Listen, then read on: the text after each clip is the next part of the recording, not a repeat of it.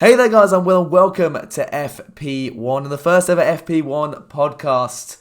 It's exciting times. I'm really looking forward to this. We're finally living up to the channel's name, and of course that means I'm not alone either. Mystery guest, introduce yourself. Hello, I am Reese and I'm one of Will's friends. Wicked. So the whole point of this podcast then is really just talk about those things that nearly was and just didn't happen. Obviously we see moves already this year. Nico Hulkenberg possibly going to Haas. Didn't happen in the end. But if we go back through Formula 1 history, there's so many different iterations of that and so many times that a driver could have gone here or a team could have signed this sponsor or a track could have ended up on the calendar. And the sort of changes that can have that rocket its way through Formula 1 history is really interesting to see. So we've all sort of picked up a few instances where we've had where a driver's gone somewhere, like I said, a track's come and gone off the calendar, and we're just going to discuss it, have our own opinions on it, and just see how this all goes. Yeah. I'll let the guest start. Thank you very much. Go for it. So obviously I did my research, as any respectable person would do coming onto here. Nice. I've seen crazy stuff like Leclerc to leave Ferrari. Mind-blowing seeing his performances, but I think that was reported earlier on in the season. We've seen plenty of Vettel to retire. That's definitely not going to happen this season, I think. We've obviously heard about Maldonado to Ferrari recent times. I think maybe we could go into that one. What would happen if Maldonado went there? Yeah, so it all rolls at that 2014 season. Yeah. So Felipe Massa, he's been sort of clinging onto that Ferrari seat for a while, hadn't he? Yeah. And I think there was obviously Kubica maybe coming into that seat for 2012 before he had his accident. We'll get into that one in a minute as well. Yeah. And that 2014 seat was really contested. So you was about Maldonado. Yeah. Ooh, that would have been fun, wouldn't it? Dive bombs into turn one every single Grand Prix. Oh, it would be brilliant. And like that would have been brilliant. Yeah, you got to think back as well. Like that 2014 Ferrari, okay, it wasn't brilliant, and there was a fundamental issue with that car. It was their first winless season for a long time. I think going back to maybe the 1990s, but you know they had Alonso and Raikkonen, and those are two very good drivers. I think that's probably the best driver like that team could have had at that possible time out of the drivers that were available. Had Maldonado gone there, I don't know whether he'd have lasted the season. I mean, yeah, potentially, but then who would they have picked to replace him? That's a really good idea. Now, I've not thought of that. Yeah, because like who was. You know what, and like, I kind of feel bad bringing it up, but Jules Bianchi was in that driver program at that time. This was, of course, before that horrible accident in Suzuka. Yeah. Has Maldonado come in and done about as good of a job as he did for Lotus that year? Yeah. I think all I can remember of his season is him binning it in the wall at the first corner in Australia. Yeah. He binned it in the wall at Spa at some point over practice and trashed the car. Well, I mean, it was all just Maldonado-isms, wasn't it? I mean, hey, but it would have been really interesting. And like, we'd have at least seen a few more Maldonado podiums, and I think we all would have loved to see that. Would it have extended his Formula 1 career? Maybe. I mean, if you think about Ferrari, the whole point Maldonado was in F1 because he had that sponsor money. Yeah. I can't remember what sponsor it was now off the top of my head. But that was the main reason he lost his drive for 2016 because he had all that money and he was pretty much confirmed to drive as well, I think. Yeah.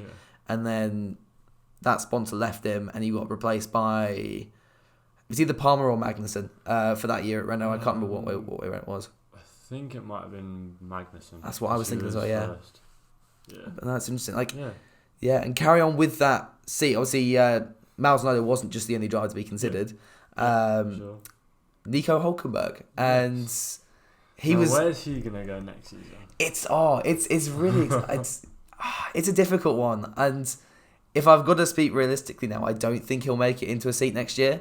Yeah, off the back that Giovinazzi's form is starting to come, and he's not gonna need to show a lot to have Ferrari keep him, and Williams just don't need that type of driver, so. Red Bull maybe, although I think Christian Horner's already. Yeah, I think they've already decided who they want for next season. Yeah. Yeah. But, I think for Williams, I don't think they could even like afford Hulkenberg, because now that he's been in Formula 1 for so long and been that close to podiums for so long, he would be wanting more from a seat rather than, like, say, if Williams picked up Latifi, Latifi would be happy with what Williams could give him because it's a Formula 1 seat. Yeah. Much like Russell as well. So it's all up in the air, really. I completely agree with that, actually. I mean, Latifi, it's not been the strongest year in F2 in terms of just the calibre of driver we've got there at the moment. But he's still done a good job. And you've got to look at the racecraft. Okay, you know, obviously, he's with Dams. Yeah. Good team. Really good team. Good team. He's been with them the last 3 years as well. And they've been consistently up there. Look at, say, what they did with Albon last season. So, yeah, it's interesting. Like, you look at the 3 rookies that came into F1 at the start of this year: Norris, Albon, and Russell, and they've all done really, really well. Like, Albon's obviously got himself into Red Bull. Russell, albeit in that Williams, has shown that he's got the measure of Kubica. And Norris, although he's losing out a bit to Sainz in the stats, he's not doing a bad job as well. Yeah. So for his first season, standing up to Sainz is pretty impressive. Definitely, and like he's a great guy to have in the paddock as well. Yeah, it's always fun to see him around the paddock and like on Twitch as well. Oh yeah, he's a personality that a lot of newcomers to the sport can get behind. Definitely. Because you join that sort of community that he's built on Twitch, online, and you sort of develop I think it's a passion or a love for the sport through his personality, I think is the way to put it. Yeah, I love it. And like he's got so many new fans into the sport as well. I got to meet him a few months ago. He's an absolute legend. But going back to Hulkenberg, obviously that seat at Ferrari, that I think I could have seen Ferrari holding on to him for more than one season. Like with Maldonado, I don't think he would have got past the 2014-2015 season, really. Given the fact that his just that sponsor was going, maybe if he'd been with Ferrari, he would have got a bit more backing. From those sponsors, I don't know. But Hulkenberg, he has talent, and that's nothing against Pastor Maldonado at all. But we've seen that talent. Obviously, in his first rookie season, he got that pole in Brazil. Yeah, that was very impressive. That was I remember watching that live back then. It was incredible. It was just seeing a Williams on pole, and it's gonna be a big shame if we don't have him in a seat next year. I think it really will be. Yeah, it's really sad. But had Hulkenberg gone to that Ferrari seat, Raikkonen, I don't know where Raikkonen would have gone. I think he probably would have done a season with Lotus, realised how awful they were, and just walked out of Formula 1 altogether because there wouldn't be any more positions really for him to go up. It's a bit of a weird one. I don't think he would still be at Ferrari now. I think the rise of Leclerc would have booted them out just like Raikkonen did, but I think we would have seen Hulkenberg at least winning a Grand Prix, getting on that podium, which we all wanted to see. I just want to see him on a podium before the end of the season. It won't happen, but hey. Anything can happen in Formula 1, as they say. Yeah, exactly. Obviously, tying back to the Vettel to retire one, going on a new note, Ferrari apparently have got Bottas and Ricciardo on their watch list if Vettel does retire. Okay. Which is an interesting prospect, actually. I think it is. I think obviously Bottas is now signed to Mercedes. I don't think he'd go to Ferrari. Yeah, obviously they've got the pace at the moment, but I think in the long run Mercedes is still be the team to be with. Danny Rick, I think he wants to go to Ferrari, but I have a feeling the guys at Renault will step in. Ferrari also, let's just bear in mind that they might have had the car to challenge for a championship, but they've not won it. Not since 2008. Not since 2008. I'm right in saying that. Have they won the Constructors' Championship? So it's a difficult one to go to. Obviously, it'd be moving it for Ricciardo.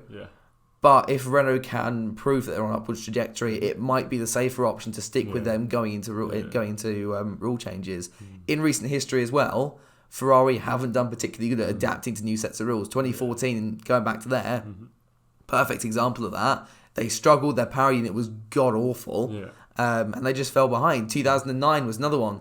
They didn't get a win until very, very lucky Kimi Raikkonen picked one up at Spa that year. And that car was dreadful until they got the double diffuser on it. In fact, even again, 2019, with the new front wing rules, they're starting to realise now they've gone the wrong way with it.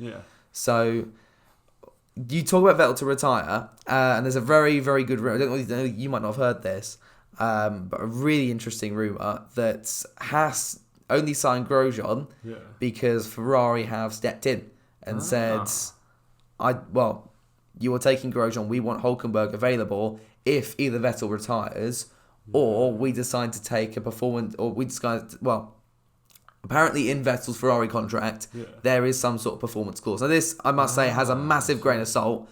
It's a rumour coming quite far afield, and obviously Formula 1, there's rumours everywhere. For sure. I mean, Bottas, there was a rumour that Bottas was going to Haas at some point this year, so let's just, just take a step back. Yeah, take a step back here. But Hulkenberg, again, being linked to this Ferrari seat, if Vettel decides to go, whether that's the team's decision or his. Yeah, for sure. I think... I don't think it's going to happen. I think, especially given Vettel's performance in Singapore was just sublime. That was exceptional. Yeah, okay, strategy might have helped him, but if you go back to the Belgian Grand Prix, where it was a very, very similar strategy, Ferrari pitted Vettel first, he came out ahead, but had no pace and just let Charles through and then backed up Hamilton. This time he had the pace and he really flew ahead. So I'm pretty confident Vettel will stay. Would Hulkenberg be a good bet? Definitely. Be a big turnaround for him, having he wouldn't have a seat. But really, really interesting. Very interesting to see, for sure. This is the next one on the list that I can see is unbelievably wild. Verstappen to leave Red Bull. Oh. Do you think it could happen? So obviously he's signed on to next year. Contract then runs out. Obviously next year the silly season's going to be fantastic because Hamilton's contract's out, so is Bottas, so is Vettel, so is Leclerc, and so is Verstappen, presumably whoever's alongside him. So that's 6 seats, and I do not see all of those 6 seats staying. No. Now, it's a difficult one. Again, Red Bull are on an upward trajectory. They had a performance clause in his contract. They met said performance clause, so it's all okay for this year. There wasn't really going to be anywhere for Max to go anyway. How he would have fared against someone like Hamilton at Mercedes, I don't know. Although it would be really interesting to see. I think the inter-team dynamic would be really, tentative and quite angsty. Going back to maybe the Hamilton-Rosberg. Definitely. Those two would collide at some point. So, again, Ferrari, I think, would maybe be a better fit for Verstappen in terms of just his sort of characteristics and the way his driving style. But if you look at what Red Bull have done, they've sort of built the team around him to the point where people like Gasly and Albon are coming in and they're sort of struggling with the car because it's so different because it's just been tuned to Max Verstappen's style. Sure. I think Albon obviously drives a little bit more like Max, which is why maybe he's found it a lot easier. And meanwhile, Gasly's gone back to Toro Rosso and said in an interview the other day, I could just be a lot more fluid with this car. And it just shows, doesn't it? It's really very much Max's team. Yeah. I think prospects for the next few years, you could say, what if Verstappen and Leclerc were teammates and then Hamilton and Vettel were teammates? What would... So, you have Hamilton, Vettel in Mercedes, be a dream for Vettel for sure, following Schumacher's footsteps. And then you have the two rookies in Ferrari, pretty fiery pace, fiery car, fiery team dynamic. Yeah, that's... how would that go in your... I mean, firstly, I still think... The only way Vettel will go to Mercedes is if he's won the championship with Ferrari first. And as Leclerc sort of builds up in his strengths, it's looking more and more likely that, it's looking more and more likely that's not going to happen. Yeah. If he does jump ship, he will get a lot of stick for it. Would Mercedes really want him? Because if you're thinking about it, the reason they could have gone for Ocon was looking slowly to the future. And Hamilton, we don't know if he's going to stay on for 2021. He's been quite vocal about his opinions on that as well. Really, they could be left in a situation where their star driver, Vettel and Hamilton, say, you know what, we don't like these regulations, see you later, and they both go. And then they're stuck looking for drivers. Ocon's obviously not really in the frame. He's at Renault. Who have they got? Russell, is he ready? Maybe, but he could do with another year. Look what happened when obviously Ricciardo left and Red Bull was stuck with his void to fill, and they put Gasly in, and we can see how that's gone. Yeah, for sure. So, it's up in the air, I think. Definitely. But it'd be fun to see that those two duos maybe happening in the future. But it would be sort of a miracle for that to happen, I think. At this point. I'm going to go off the cuff here because I've just thought of another one. What if Ricciardo hadn't moved to Renault and stayed with Red Bull for 2019? I think he'd have been quite happy with this car because it seems like an overtaking car from the way that Albon drove it at Spa. In fact, against Ricciardo himself. Going around no name. What a move that was. Yeah, definitely. That was unbelievable. Oh, it was turn 9, wasn't it? Yeah. So then kept the corner with no name. Yeah. That was a fantastic move. If you don't know what I'm talking about, go back to the top 10 overtakes of Spa, whatever one that F1 uploaded. It was fantastic. Around one of the best overtakers in Formula 1 as well. That was phenomenal. I think the rivalry between Max and Daniel would probably have come to a head. They'd be a lot closer on track than say Max and Pierre were, and probably Max and Alexander as well, just because Ricciardo has more sort of comfort and feel in that car. But I think he sort of felt that they were going in the direction of Max Verstappen, and again, that's not really his driving style. Because now he's gone to Renault, they can build the car around Daniel Ricciardo, and it will take time, maybe a year or so, but he will get it to the point where he can do those late braking manoeuvres again. Obviously, he found it a little bit difficult at the start of the season. Go back to Singapore, he's going around everybody. He's had that clash with Giovinazzi, which kind of threw that race under the bus, but we saw that the Daniel Ricciardo of old, and it's really good to see that. But that rivalry would have been really interesting to see, I think. Yeah, it would be very interesting to see that, or would have been interesting to see that develop this season as well. So, especially with all the newcomers, the rookies to the season. Definitely. So, that would have been fun. I've got a couple of other things from previous. In 1993, we obviously had McLaren dropping the Honda engines. And Senna wasn't happy about that. And it was rumoured that Senna was going to go to IndyCar and then decided that it wasn't for him and went to a race-by-race contract, which is interesting. So how do you think it would have gone if Senna had gone to Indy rather than stayed at Formula 1? That's really... I'm trying to figure out who was really the big guns in Indy at that time. I can't quite remember if it was in the 90s, but... That would have been interesting. Obviously, this guy's come in a bit like it kind of harks back to what Fernando Alonso might end up doing in a few years' time, where he's this big name in Formula 1 and he's coming into IndyCar where you've already got all these established names. I think there was a little bit of drama between those two as well. I think Hamilton made some comments back in 2017. So, that is good. Obviously, it would have shaped the entire motorsport world. The Imola accident wouldn't have happened. Potentially wouldn't have happened. Or at least wouldn't have happened to Senna. The cars would look drastically different. All those changes on safety would have come maybe a lot later. So that would have shaped the entire history of Formula 1 had he gone there. In around that year as well, I think it was about 91 or 92. I read this the other day. Jean Alesi had a Williams contract in place. Then there was some sort of argument with Frank Williams. Basically, he wanted Frank Williams to basically just go and say, these are our drivers for next year, and just lock it in place. Yeah. That just kept getting pushed back and pushed back and pushed back. Meanwhile, Ferrari are making more and more advances. Yeah. At this point, Ferrari's had pretty good cars. I mean, it was the coming out of the 80s, going into the 90s. It was before that era where they sort of hit that massive slump, which I think only Schumacher really brought them out of. Yeah. And obviously, in the end, Alesi, that Williams contract didn't work out. He went to Ferrari and only won one race in his entire career. And I wonder what would have happened had he... Well, had he gone to Williams? Yeah, I think obviously with Williams looking exceptionally strong from 92 to about, what was it, 97, 98? Yeah, 97 I think was Jacques Villeneuve's yeah, for sure. championship. So if Jean Alesi had been in that position, I think he might have done something similar to Damon Hill.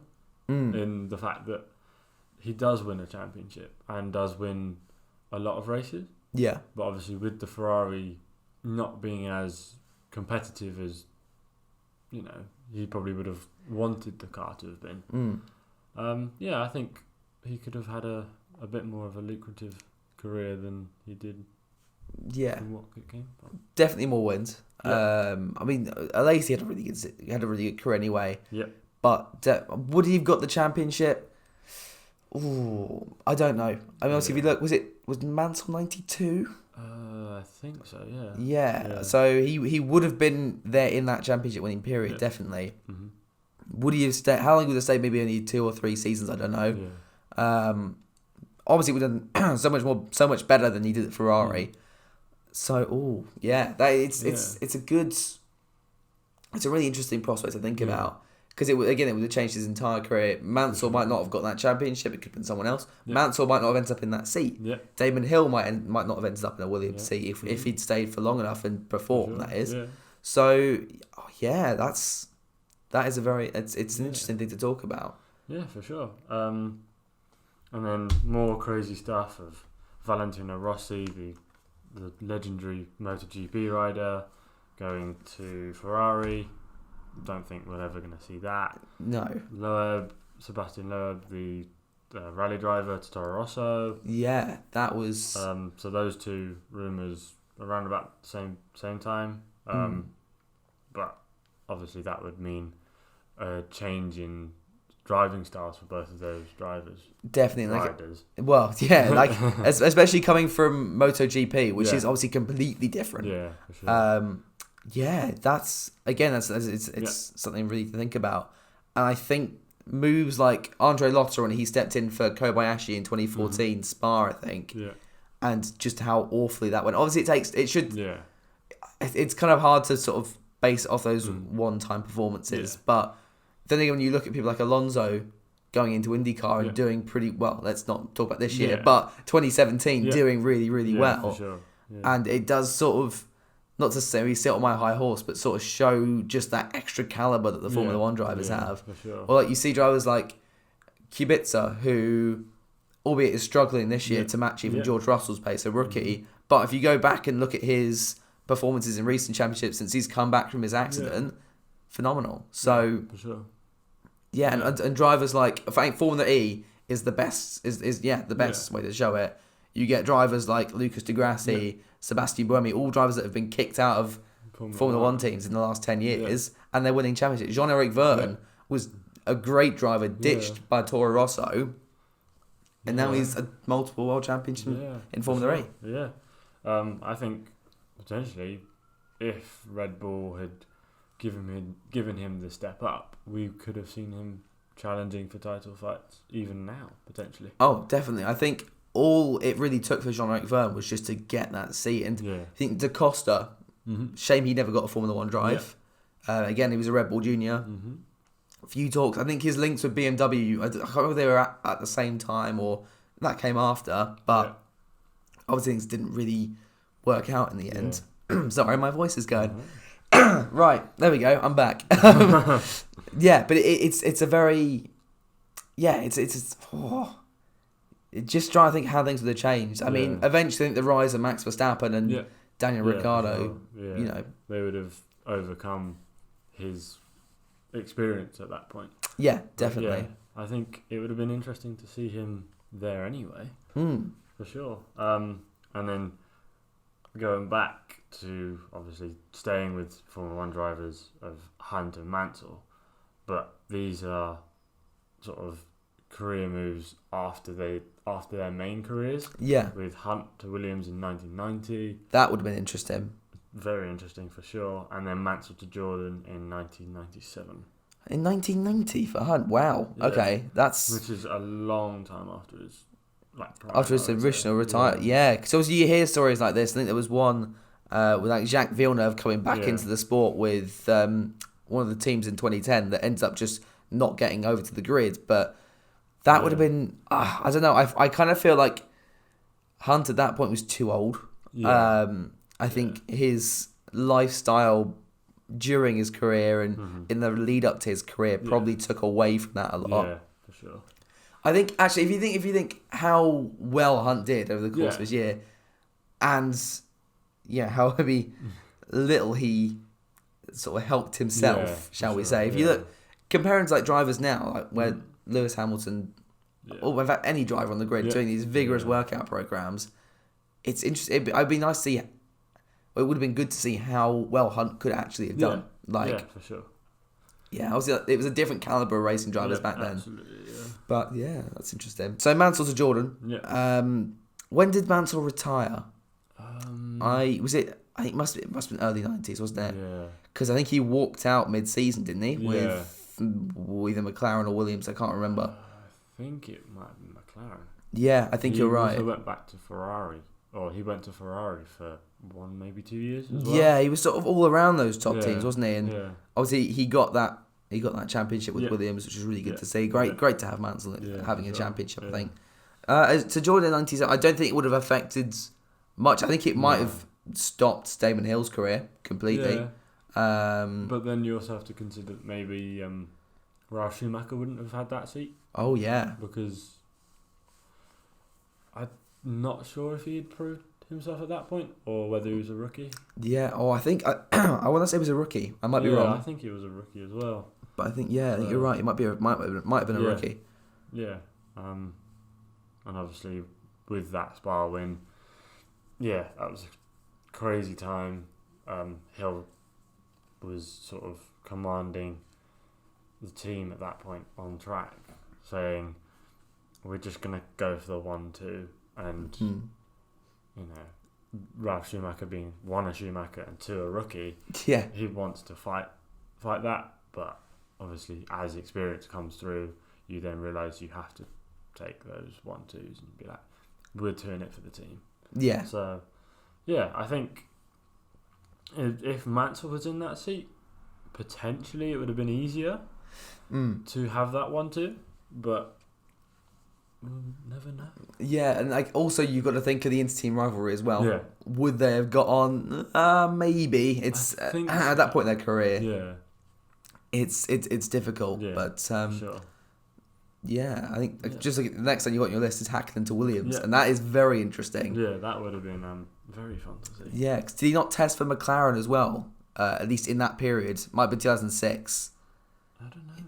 I want to say he tested for McLaren as well as Williams, and there was a lot of traction about him coming back. Obviously, it never happened. Yeah, for sure. But that would have been. Yeah. That would have been very spicy. That way. I have a feeling it would have ended up being something like what's happened to Kubica or what happened to Schumacher as well. Yeah, for sure. But that's. Who was in the Williams in 05 then? Was it Montoya and? Maybe it was Villeneuve. It was Villeneuve, yeah. Was it? It might have been Montoya. Yeah, I think so. I'm trying to think, had he gone to McLaren at that point, or did he only go to McLaren in 06? He might have been. Actually, no, I think you are right. I think it was 2005. Yeah. Montoya, more. If not, could have been Ralf Schumacher. He might have been there at that point. I can't remember. Yeah. I'm not sure actually. But yeah, that would have been. Who would he have replaced her? That is a good question. Who do we say? I think at that point, Montoya had proved himself to be able to fight alongside Schumacher. I mean, looking at what happened later on down the line, Jacques Villeneuve was the driver that went from that team halfway through 2006. Yeah. So, I would have said Villeneuve. Yeah. I mean, I was 5 years old back then. I can't remember much about the politics of Formula One, but I can see why Williams wouldn't have picked him though. Again, he's this high caliber driver, won 2 world championships, but that was half a decade ago. Yeah, exactly. At that point, and we're seeing with Kubica this year. You take time out of Formula One, and you do lose the edge a little bit, and these young guns step up, and they'll get in the way. So, that would have been good. Yeah, that would have been definitely interesting to see. Yeah, for sure. And then to 2013, because I've got 3 things on the list. Okay. 2013. Rumour that Schumacher was going to go to Lotus at the end of the season. Right. For only 2 races. Was that with what happened with Raikkonen when he stepped out? So, yeah. Okay. Yeah. That would have been interesting to see how he coped with the car. It would have been weird. Yeah. Because, I mean, I don't think it would have been a particularly sensible step. I mean, at that point, the low... Oh, actually, hang on, no. He retired in 2012, didn't he? Yeah. So,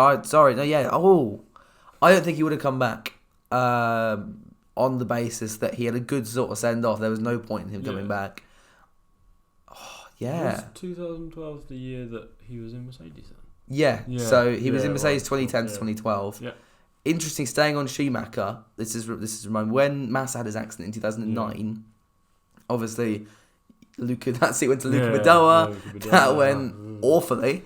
But Schumacher was going to be the one that took that seat, but sadly he was injured at that point. Yeah. He'd hurt his neck or his back or something. So how would that have worked in a struggling Ferrari at that point?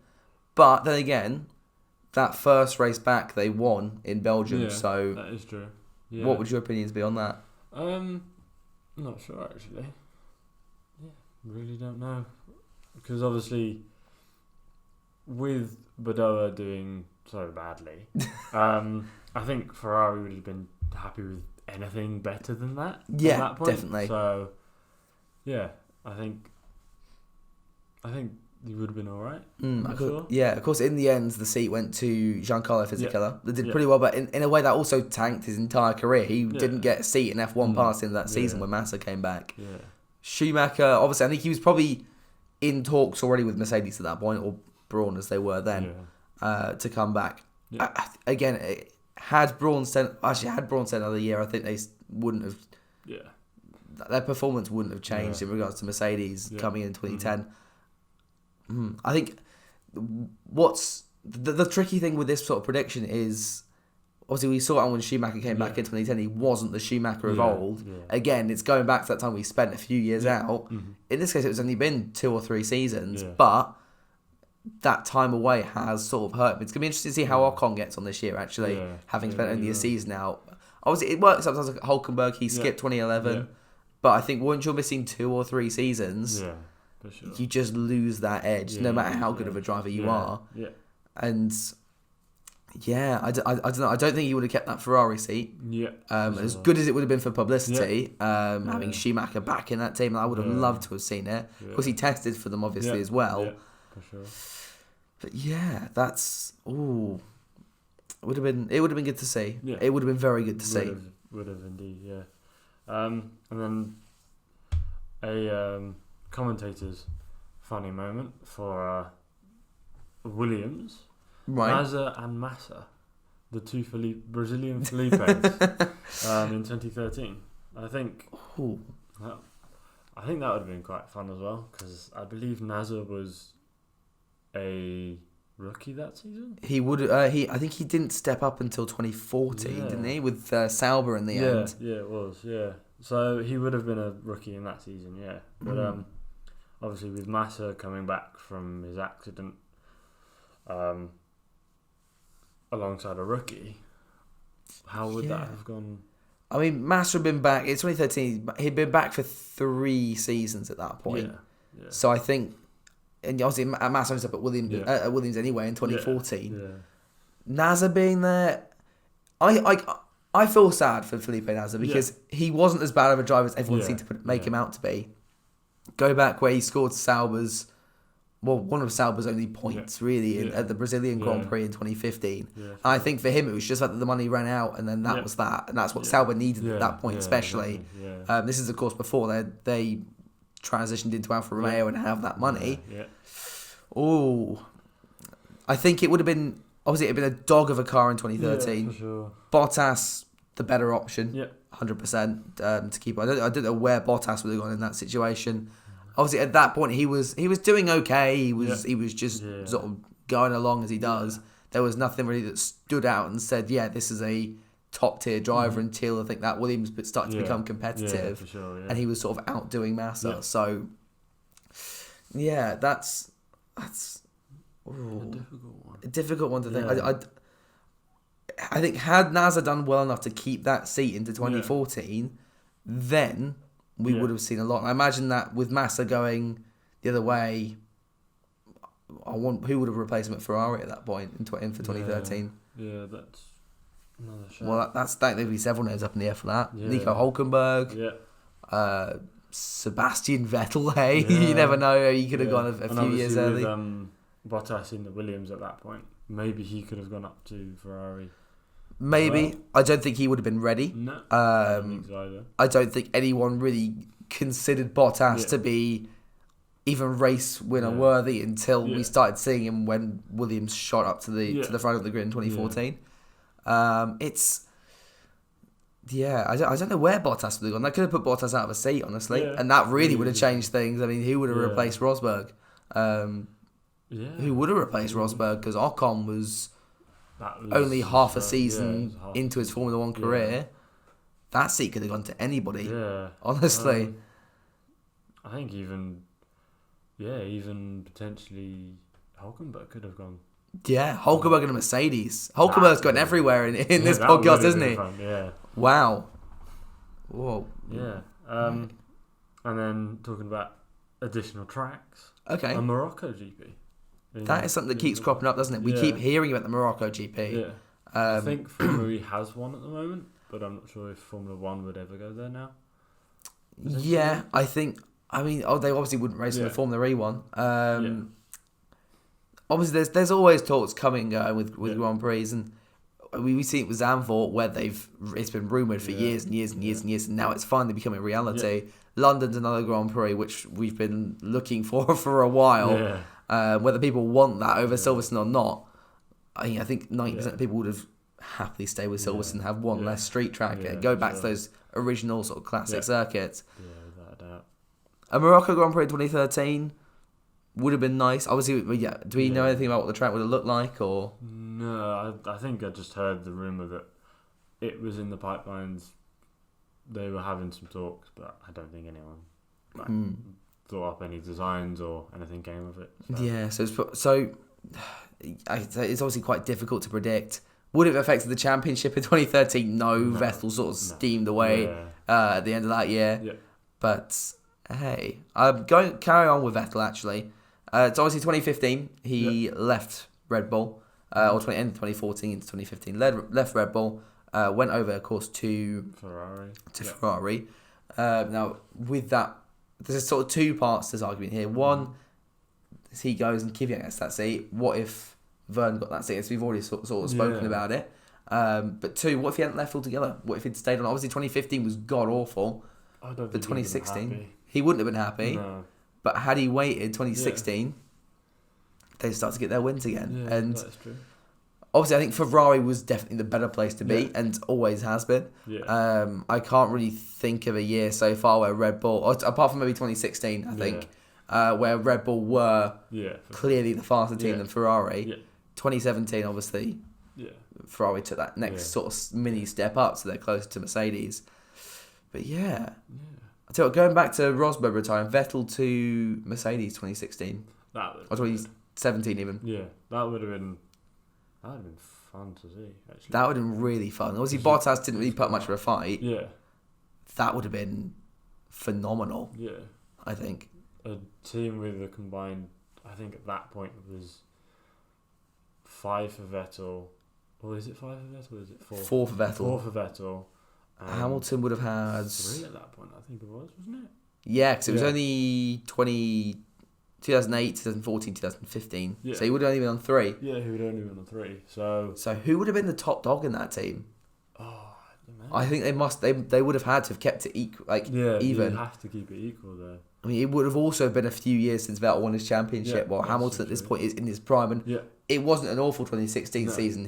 Had he not had that engine failure at Malaysia, he would have won the championship. So, had he not had that engine failure, Rosberg would have stayed in F1. Because I think he was just waiting to get that championship, and then he went off to vlogging. It's... Bit of a career change for Rosberg. Yeah. Good old Yeah. Vlogsberg. Yeah. You gotta love him. You gotta love him. He has about some interesting content, to say the least. Yeah, for sure. I think that's. I would say if there's any more that I had written down in my head, of course, because I don't write notes, because that would have been a really clever way to do this podcast, wouldn't it? Yeah. I think from the past, I think that's all we have. Yeah. I've got one last thing for the future. Okay, go on. Which was before Williams came out and signed with Mercedes again. I think it's been said that they were looking to go to Renault with Renault engines for next year. That rings bells. And I would that have been the smartest option? No, I think albeit the Mercedes engine isn't what it used to be, which is I saw why Williams has fallen by. Yeah, exactly. Yeah. It's definitely the most reliable engine on the grid. Sure.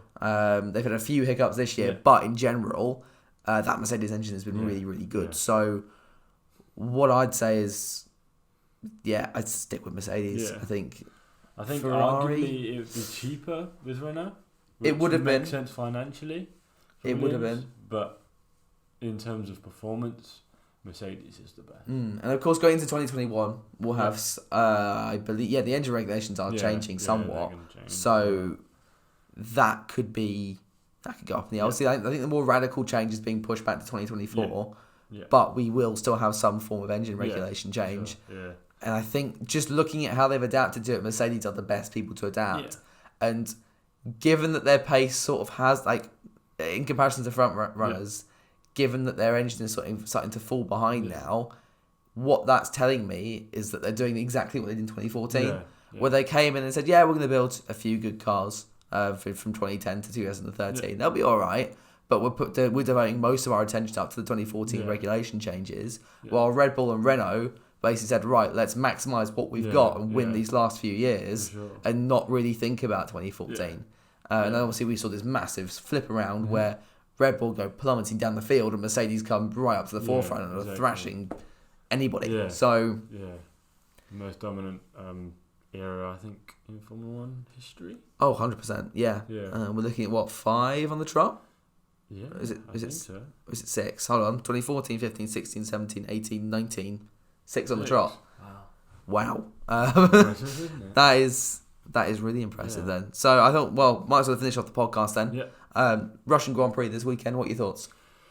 Ooh, I think after seeing the highlights of FP1 this morning, I think it could be really tight at the top. I think Ferrari will still have the edge over everyone because they've really made leaps and bounds in progress. But obviously with Mercedes only running the mediums today, I think it's going to be close. It's probably going to be closer between Red Bull and Mercedes rather than Mercedes and Ferrari, but I'm going to say Leclerc and pole again. Okay. Leclerc and pole is, I want to say it, but I'm going to say Bottas pole and Bottas win. I'm going to going back in the past. This has been a fantastic circuit for Bottas. 2017 he won. 2018 he should have won. And then obviously all the Mercedes team, all the controversy. 2019 I think could be his year again. This is just a circuit that suits Bottas's driving style. For sure. It is quite a unique circuit. I mean, even if you're just driving it on the Formula One games, you can feel that it's a very different flowing circuit to a lot of the standard ones that you get. And that is actually just put some alarm bells in my head. So a rumour yesterday saying that the Grand Prix could fall off the calendar in 2020 and be moved to, I think, St. Petersburg for a new straight circuit that's being currently designed behind closed doors by good old Tilke. What would your thoughts be on that? The whole reason, I'll give you a bit more information. The whole reasoning behind it is they're putting a new building in the complex, which would have shortened the F1 track to a point where it's too short for F1 cars to go around it. I don't know, because I think as much as we all criticise the Russian Grand Prix for being a train-like Grand Prix, I think it's still quite good because you can still get a lot out of it. It's just most of the time you are pushing the power limits. Oh, definitely. So because there are a lot of flowing corners where you basically just like chuck the car in and you can sort of wiggle your way out of it if you get it wrong just by putting the power on. So I don't know if a move to St. Petersburg for a street circuit would be better. Yeah. But maybe it'd be nice to see both of them on the calendar, if possible. Just to compare the two in terms of racing. That would be good. I think we'll stick to one Russian Grand Prix. I can't see a future where we've got two in a season. What would you want out of a track if they did decide to do it on the streets of St. Petersburg? I think a bit more of I don't know actually. I think less straights. Okay. Because straights are a bit naff now. I think we've had so many of them. Yeah. And the competition was always, how long can you have the straight? Straight. Fair enough. Baku. But then again, Baku's thrown out some good races. It has thrown up a lot because I think it's so long that once you get to the middle, that's where you can start to compete. Exactly. Yeah, and it does really just It shows the engines really, and shows how powerful they really are. What I like is something that's very like Baku, where it's quite technically challenging. Obviously, at the moment, the Russian Grand Prix, ignoring what happened to Ricciardo today, it doesn't really punish you for your mistakes. If we look at the new track they're building in Vietnam for next year, that is there's gonna be parts of that where it will be obviously a bit more open, a bit more runoff. And then there's going to be a part that's apparently reminiscent of going up the hill of Monaco, which is going to be really interesting. I kind of don't like how tracks are just stealing bits from other tracks. I think COTA is the best example of that. It's let's take all of the best tracks and put them into one really rubbish one. But it's it would be interesting to see. Obviously, I'm all for a new Grand Prix. For sure. I don't really like watching a Grand Prix fall off the calendar like Germany this year. It's going to be really sad to see it go. Really but I mean, could Germany come back? Maybe if it gets external funding. Yeah, that's the only reason I can see it. I mean, look at Mexico. We thought that was going to fall off the calendar, and it's come back. So 22 races next year will be interesting. But I don't think they'll ever get reworked tracks or anything like that. No, I don't. I think Mexico was a slight rework around the middle sector, wasn't it? Yeah, and the end of the track as well. They got rid of the. Is it Peraltada? No, is it Peraltada? No, that's a different circuit. I think there was a long banked corner. That was fantastic. It was also brilliant racing. Senna and Mansell in the 80s. And then sadly, because of the safety regulations, they took it out. Now, obviously, I can see, why they've done that. And the stadium section is really, it's really good to behold. Whether it actually benefits racing or not, I'm not too sure. I can't think of a single overtake that's at least worked at the stadium section. But it's good to see tracks like that coming back on the calendar and. Tracks that shouldn't really have left. Like Germany, it's a massive shame. Like our Grand Prix this year was phenomenal. Yeah. Going back, really, 2014 really was a good race. 2010 was a good race, albeit the controversy with Fernando was faster than you. There have been some good races over there. Sure, So, but I think that's all we've got. So do I. And the end of the first ever podcast and Formula Podcast 1. I hope you guys enjoyed. Don't forget to leave a like, comment, and of course subscribe. Let me know of any other changes that we might have missed. Any other rumours that you want to talk about. Anything else you want to talk about in future podcasts, because hopefully there'll be a few more of these coming up on the channel over the next few years or however long we decide to do this for. But Reece, thank you very much for coming down and thank you for having me. And your insight. Yeah, always a pleasure. Thank you guys for watching. If you've made it this far, well played. I will see you guys in the next one.